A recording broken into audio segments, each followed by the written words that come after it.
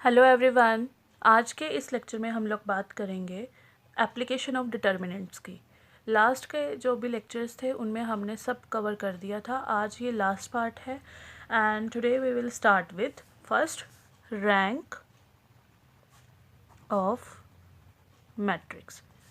ये भी इम्पोर्टेंट है, ये पूछा जाता है पेपर में। रैंक ऑफ मैट्रिक्स क्या होता है? नंबर ऑफ नॉन ज़ीरो रोज़।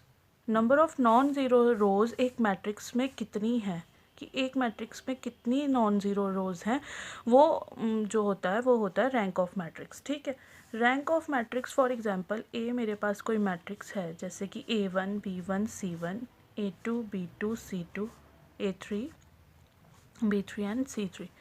ये 3x3 का मैट्रिक्स है जिसमें n क्या है 3, मतलब कि नंबर ऑफ कॉलम्स कितने हैं 3। m क्रॉस n होता था ना, m रोज होती थी n, तो ये है ये n है। ठीक है, अब रैंक कैसे निकलता है? हमें इसका डिटर्मिनेंट निकालना होता है मैट्रिक्स का। ठीक है, डिटर्मिनेंट निकालने के बाद हमने देखना है कि जब हमने रैंक फाइंड आउट करना है, या तो अगर वो नॉन ज़ीरो आ रहा है, इफ़ रैंक निकालने के लिए हमने पहले डिटर्मिनेंट निकालना है। अगर डिटर्मिनेंट नॉन ज़ीरो आ रहा है, मतलब determinant is not equals to zero आ रहा है, तब रैंक इस तरह क्या होता है? R is equals to N. R क्या है? Where R is equals to, R denotation है रैंक, ये R is equals to rank of matrix. ठीक है, सीधा पता चल जाएगा। मैट्रिक्स दिया, उसका डिटर्मिनेंट अगर नॉट इक्वल टू ज़ीरो है तो मैट्रिक्स का जो ऑर्डर है, सॉरी मैट्रिक्स का जो रैंक है वो n है, मतलब कि number of columns in matrix.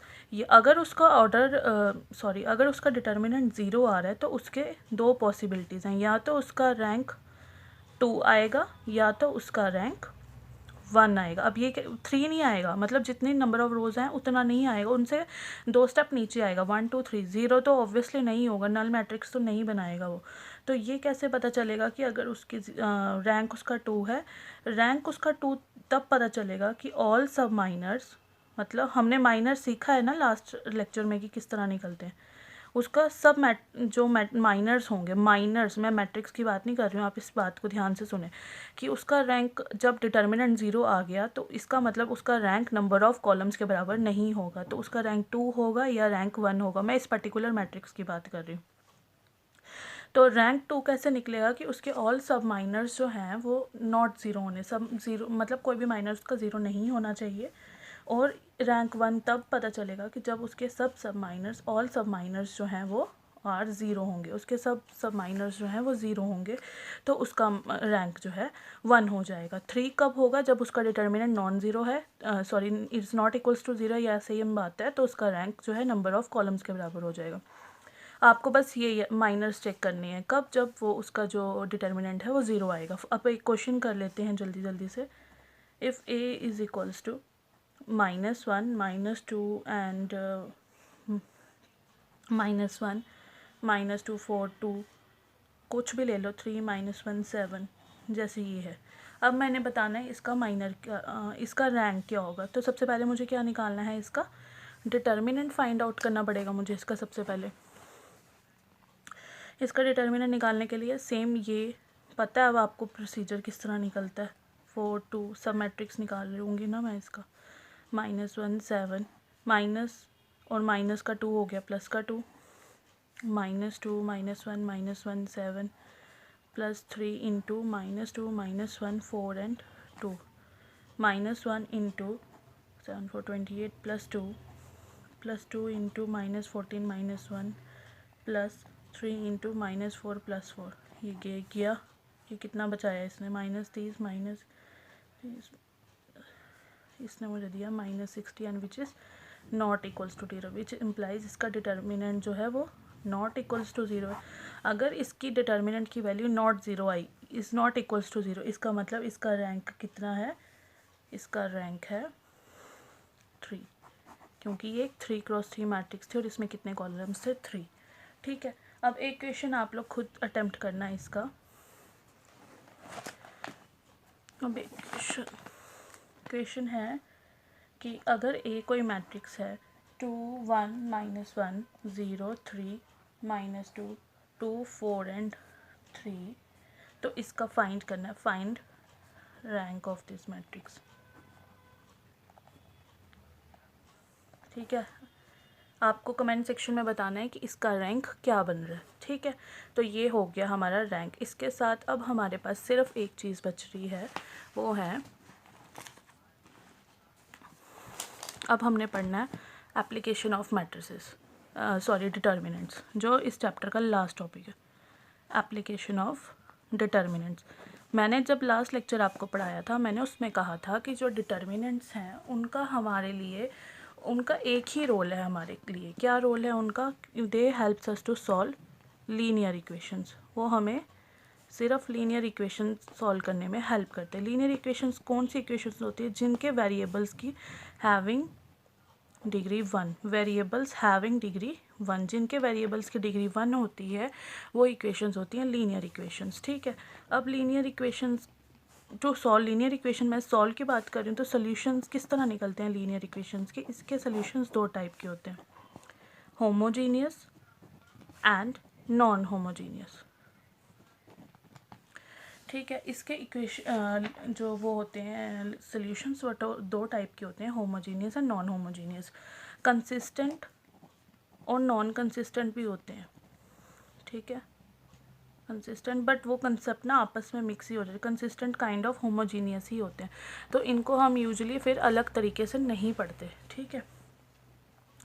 इसके लिए हम पहले बात करेंगे कि अगर कोई इक्वेशन है 3D प्लेन में, हम किसी इक्वेशन को किस तरह लिखेंगे। इस तरह लिख सकते हैं a1x plus b1y plus c1z equals to d1, a2x plus b2y plus c2z equals to d2, a3x b3y c3z is equals to d3। मेरे पास ये कोई एक सिस्टम है इक्वेशंस का, 3D इक्वेशंस का, ठीक है। अब मैं यहाँ से इन इक्वेशंस को हम पहले बात करेंगे नॉन होमोजीनियस की, ठीक है। मैं अभी स्टार्ट नॉन होमोजीनियस से करूँ। इसको मैं मैट्रिक्स की फॉर्म में कैसे लिख सकती हूँ? इन इक्वेशंस को मैं मैट्रिक्स की फॉर्म में कैसे लिख सकती हूँ? a1 b1 c1, ये बना देंगे हमारा matrix. a2 b2 c2, a3 b3 and c3, x y z। आप मल्टीप्लाई कर लो इनको आपस में, आपको फिर से यही चीज़ें मिल जाएंगी, देख लेना। कर लो a1x plus b1y plus c1z। मैंने कुछ तो नहीं किया, फर्स्ट रो की मल्टीप्लाई से, फिर इसकी मल्टीप्लाई से, फिर इसकी मल्टीप्लाई इससे, बस यही काम है, ठीक है। फिर ये बन गया। अगर मैं इस पूरे को नाम दे दूँ a मैट्रिक्स, इसको नाम दे दूँ x मैट्रिक्स, इस कॉलम मैट्रिक्स को इसको नाम दे दूँ z या b दे दूँ, तो अब जब मैं इसको इसी तरह लिखूँगी, इसने मुझे क्या दिया? ax equals to b। Non homogeneous equations में ax जो है वो b के बराबर होता है, ठीक है। ये हुआ। अब जब हम होमोजीनियस इक्वेशंस की बात करेंगे, हम इन्हीं को लेंगे। फिर से ax इक्वल्स टू वहाँ पर 0 हो जाएगा। वो वहाँ पर जो ये b बना रहा है ना, जिसने b कॉन्स्टिट्यूट किया, उसकी जगह यहाँ पर एक 0 मैट्रिक्स होगा, तो उसने हमें क्या बता देना वहाँ पर? होमोजीनियस इक्वेशंस कौन सी होती हैं, ठीक है। ये आती हैं हमारी होमोजीनियस इक्वेशन। इस पर मैं बाद में आती हूँ, पहले हम इसी से बात करते हैं। अब मुझे क्या मिला यहाँ से? ax इक्वल्स टू बी मिला ना मुझे, तो ये है नॉन होमोजीनियस इक्वेशंस। और क्या आया हमारे पास? ax इक्वल्स टू 0, जो कि होमोजीनियस इक्वेशंस हैं। ये कौन सी है? Non homogeneous. अब आपको ये जो मैं समझा रही हूँ ना, इसे प्लीज़ नोट करिए, ये मैंने पेपर से इक्वेशन उठाया ठीक है। तो जो ये वाला है ना नॉन होमोजीनियस इक्वेशंस, ये हमेशा फोर्स्ड ऑसिलेशंस देते हैं। आपको इतना इन डेप्थ स्टडी नहीं करना, आपको बस ये याद रखना है कि कौन सी सेट ऑफ इक्वेशंस हैं जो फोर्स्ड ऑसिलेशंस हैं। ये आई नो फिज़िक्स का टॉपिक है, लेकिन yes physics somehow relate with maths. तो एक ax इक्वल्स टू b जो है ना, वो अनफोर्स्ड ऑसिलेशंस होती हैं, ठीक है। ये आपको बस याद रखना है कि होमोजीनियस कौन सी होती हैं, अनफोर्स्ड, और फोर्स कौन सी होती हैं, नॉन होमोजीनियस, ठीक है। ये इनमें से एक याद करना था आपको, ध्यान में रखना है, याद क्या करना है। तो ax इक्वल्स टू जो b है, यहाँ से हमारे पास क्या आ जाएगा? d1 ax equals to b है ना जो हमारे पास। अब मैं इधर समझाती हूँ एक सेकेंड।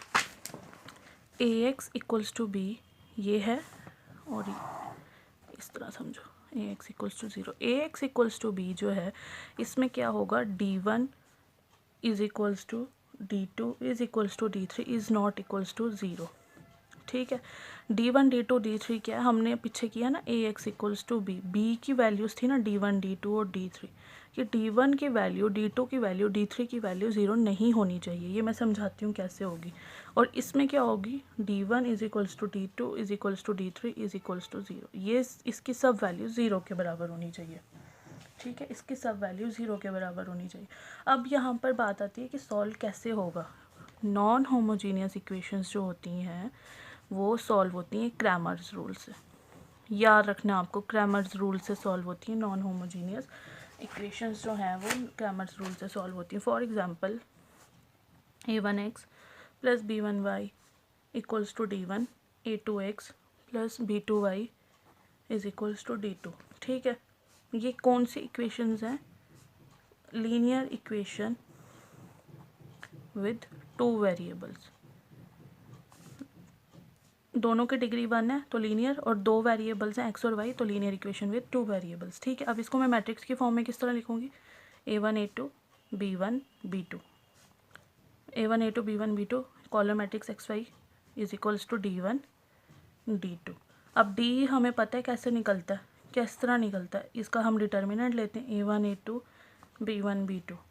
ठीक है, अब किस तरह होगा कि अगर डिटर्मिनेंट की वैल्यू नॉन ज़ीरो आई, मतलब डिटर्मिनेंट का जो ये है हमें पता है कैसे निकलता है डिटर्मिनेंट, तो वो हमेशा हमें कौन सा सोल्यूशन देगा, यूनिक सोल्यूशन, यूनिक सोल्यूशन होगा उसका। अगर तो डिटर्मिनेंट की वैल्यू आई 0 तो ये देगा हमें इनफाइनाइटली मैनी सोल्यूशंस।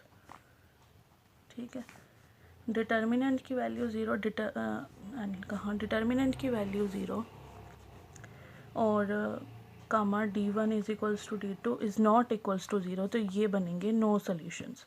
ये मैं बताती हूँ यूनिक सोल्यूशन ये सब क्या होते हैं। यूनिक सोल्यूशंस वो होते हैं जब बहुत सारी लाइंस हैं, मान लो ये सब लाइंस हैं, एक पर्टिकुलर पॉइंट पे मिल रही हैं, तो ये होते हैं यूनिक सोल्यूशंस। इनको यूनिक सोल्यूशंस, जब ये की लाइन है मान लीजिए और एक ये इसी के ऊपर लाइन है, तो ये लाइन नीचे वाली लाइन को इनफाइनाइटली मैनी पॉइंट्स पर टच करती है, तो इनको कहते हैं कि इन इक्वेशन का सोल्यूशंस भी कैसा होगा, इनका सोल्यूशंस होगा infinitely many solutions. And no solution कौन सी होती है, जो लाइंस होती हैं parallels, they never meet each other but yes they walk side by side. हम ऐसे कह सकते हैं कि वो किस तरह चलती हैं, साइड बाय साइड चलती हैं, खुद को एक दूसरे से टच नहीं होने देती हैं, तो ये बनाती हैं ये।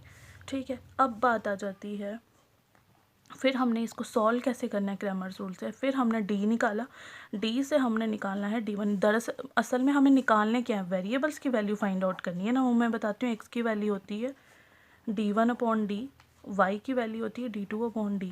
d1 किस तरह निकलता है, जो फर्स्ट कॉलम है ना उसको हमने रिप्लेस कर देना होता है इसके साथ जब हमने d1 निकालना है, b1 b2 ये ऐसे ही रहेगा, और जो ये है d2, तो अब d2 है तो सेकंड कॉलम की बात है, तो a1 a2 वैसे ही रहेगा, और जो ये b ये वाला कॉलम था इसको यहाँ कर देना, फिर इनका डिटर्मिनेंट निकाल के वैल्यू डाल के हमें आंसर मिल जाएगा। ठीक है, अब जब तक क्वेश्चन है ना सॉल्व होगा हमें समझ नहीं आएगा। इक्वेशन करते हैं पहले। ठीक है, इक्वेशन लाइक हमारे पास इक्वेशन है 2x minus y is equals to 17, 3x plus 5y equals to 6। ये कोई दो इक्वेशंस है, हमें x और y की वैल्यू निकालनी है। यहाँ पर find x and y using Cramer's rule. ठीक है, हमने क्या करना है, यहाँ पर क्रैमर्स रूल निकालना है। पहले हम इसको क्या करेंगे, मैट्रिक्स की फॉर्म में लिखेंगे -1 5 xy is equals to 17 and 6। सबसे पहले डिटर्मिनेंट निकलेगा, जैसे इधर बताया मैंने, सबसे पहले हमें डिटर्मिनेंट निकालना है। वो किस तरह निकलेगा, 2 3 -1 5, सामने पता चल गया 10 + 3 13, इसका डिटर्मिनेंट आ गया 13। 13 इज़ नॉट इक्वल्स टू 0, इसका मतलब इसका कौन सा सोल्यूशन होगा, यूनिक सोल्यूशन होगा। d1 इज़ इक्वल्स टू, मैंने क्या बोला, जो ये है ना d, ये क्या सिंबलाइज कर रहा है, ये d वाली रो बना रहा है ना कॉलम मैट्रिक्स में, तो इस रो को आपने जो है वो करना है, रिप्लेस करना है इस कॉलम को डिटर्मिनेंट के पहले कॉलम के साथ जब हमने d1 निकालना है। तो यहाँ क्या आ जाएगा, 17 और 6, ये रिप्लेस कर देना, पीछे वाला वैसे ही रहेगा दूसरा कॉलम, तो ये बनाएगा 17 5 - 6, ये बन गया 91। ठीक है, अब d2 निकलेगा, D2 जब निकलेगा रियल डिटर्मिनेंट से, जब हमने D2 निकालना है ओरिजिनल D से, जब हमने D2 निकालना है, पहली रो वैसे ही रहेगी, सॉरी पहला कॉलम वैसा ही रहेगा, जो दूसरा कॉलम है वो रिप्लेस हो जाएगा D वाले कॉलम के साथ। 6 2 -7, तो इसने दे दिया हमें -39। ठीक है, इसने मेरे पास आंसर दे दिया -39। अब मैंने इधर बताया x की वैल्यू कैसे होती है, D1/D। D1 की वैल्यू क्या है हमारे पास 91, D की वैल्यू क्या है 30। इसने मुझे दिया 7, शायद हाँ 7, और y कैसे है D2/D, तो इसने दिया -39/13 था ना, हाँ 3 -3। So hence solved. Cramer rule निकालना था ना, तो इसने हमने नॉन होमोजीनियस को सॉल्व कर लिया क्रैमर्स रूल के साथ। ठीक है, तो आज के लिए इस वीडियो में इतना ही। अब नेक्स्ट लेक्चर में हम इस लेक्चर को वाइंड अप करके, और अब आप मुझे कमेंट सेक्शन में बताएं कि अब आपको प्रोबेबिलिटी पढ़ना है या फिर आपको सेट थ्योरी पढ़ना है। जो पढ़ना है आप बता दें कमेंट सेक्शन में, हम लोग वहीं स्टार्ट करेंगे। कल हम इस चैप्टर को वाइंड अप करेंगे। ठीक है, अब आप क्या करेंगे, सिर्फ अब आपको मैं 2-3 क्वेश्चंस दूँगी।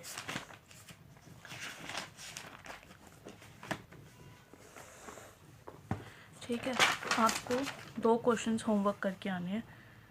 फाइंड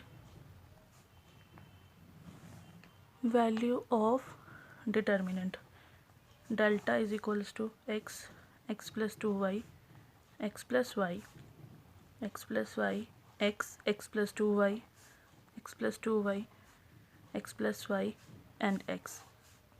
ठीक है, आपको इस डिटर्मिनेंट की वैल्यू फाइंड आउट करनी है और हमें कमेंट सेक्शन में बताना है। अगर किसी को नहीं आ रहा है तो क्या वो करेगा, वो सिंपली बताएगा हमें कि नहीं आ रहा। 2AB ए स्क्वायर, ये आप लोग नोट कर लें और बता दें। जिससे नहीं निकल रहा है हम सॉल्व कर देंगे। इज इक्वल्स टू, आपको इसका आंसर बताना है। ठीक है, इन दोनों के। और हाँ, जो लास्ट क्वेश्चन हमने सॉल्व मैंने दिए थे करने के लिए, उनका आंसर है, पहले का जो था उसका आंसर था 7, और जो उसके बाद था, जो मैंने सेकंड क्वेश्चन दिया था, तो उसका आंसर था 18 -18 2 -93133 -3। ठीक है, तो आई होप आपको चीज़ें क्लियर हो गई होंगी यहाँ पर। तो विद दिस आई रेस्ट। अब मिलते हैं आपसे नेक्स्ट लेक्चर में। Thank you.